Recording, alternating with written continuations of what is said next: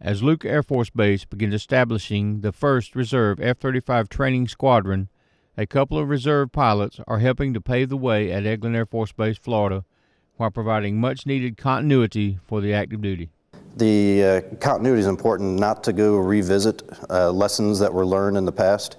The F-35 program is moving fast. Things change rapidly, and if you have to go back and revisit lessons, you're going to slow the train down. We've got that continuity and basically the breadth of understanding of what's going on with the entire program and here at Eglin that we could fill in wherever we're needed. In the course of 2 years, the 33rd Fighter Wing has seen tremendous strides. As soon as I showed up here in 2012, we just barely got the first aircraft, and over the last 2 years we went from one Alpha jet all the way up to now 26 USAF jets and 28 if you count the 2 Netherlands jets we have available here.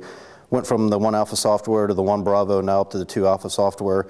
Each one of those are a significant leap in capabilities through the vehicle system itself and the mission systems.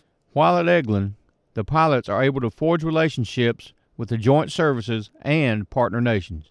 This is important since there is only one F-35 with different models.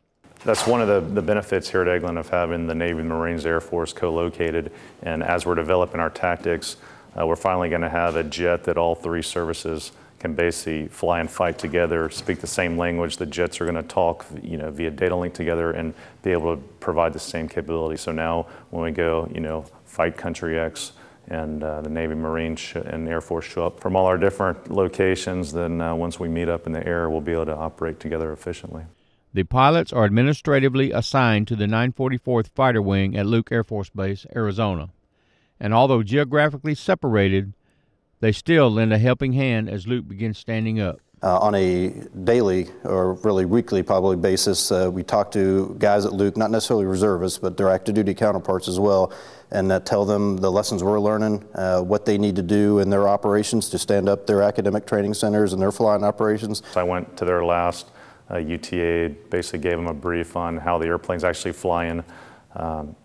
Not just like the glossy brochure that the contractor's been given, but hey, here's what it's really doing, what you can do with it. As Luke stands up and they start their flying operations, and then he'll, our couple of reservists will be available to go there, fly with those guys, get them started if they need the additional instructor help, or just to, again, pass on those lessons we've learned over the last couple of years. Reporting from Eglin Air Force Base for Air Force Reserve Command, I am Winfred Johnson.